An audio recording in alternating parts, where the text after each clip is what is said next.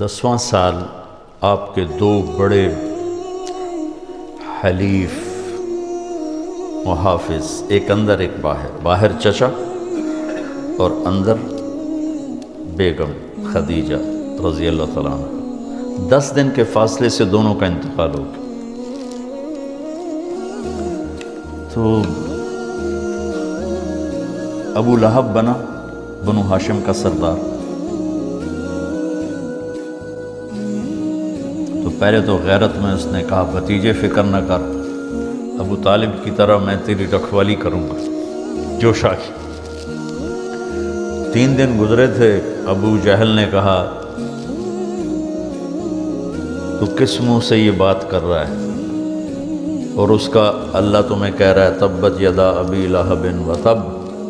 تو اس کا میٹر گھوم گیا اور اس نے آ کے حرم میں اعلان کیا میرا محمد سے کوئی واسطہ نہیں۔ تو جب تک چچا زندہ تھے زبانی تکلیف تو تھی، ہاتھ کسی نے نہیں اٹھایا تھا، لیکن چچا کے انتقال کے بعد ہاتھ اٹھنے لگے، پتھر پڑنے لگے۔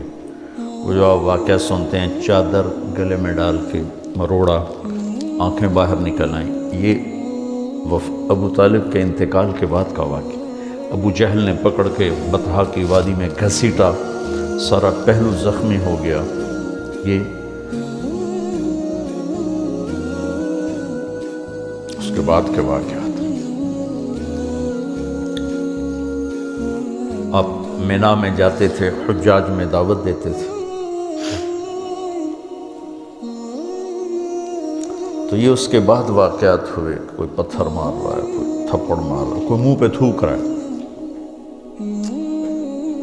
آپ دعوت دیتے دیتے دیتے سورج سر پہ آ جاتا تھا، اور اختتام کیسے ہوتا تھا؟ کوئی منہ پہ تھوکتا، کوئی گالی دیتا، کوئی تھپڑ مارتا، کوئی دھکا دیتا۔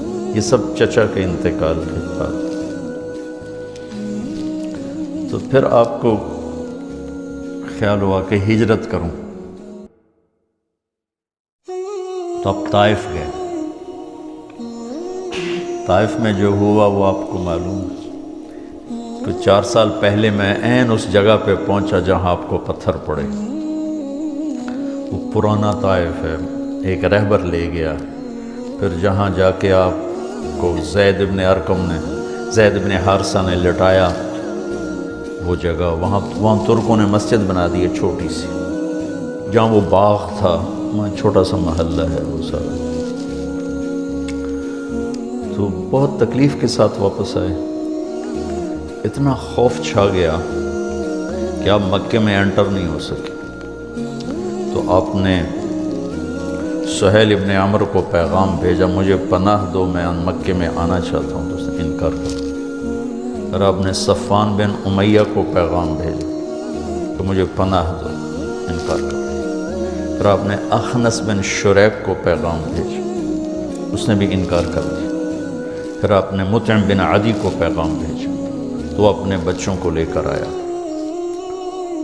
تو اس کا قبیلہ بھی مضبوط تھا، تو اس مسلح تلواروں کے سائے میں لے کر حرم میں انٹر ہوا، کہا کہ میں آج کے بعد محمد بن عبداللہ میری پناہ میں ہے صلی اللہ علیہ وسلم۔ تو ابو جہل نے کہا کہ یہ جو تم پناہ دے رہے ہو اس کا کلمہ پڑھ کے یا اپنی سرداری کی بنیاد پر؟ کہا نہیں، میں اس کا کلمہ نہیں پڑھتا ہوں، میں اپنی سرداری پر کہتا ہوں۔ کہا ٹھیک، قد اجزنا، ٹھیک۔ پھر کچھ آپ کو امن ہوا،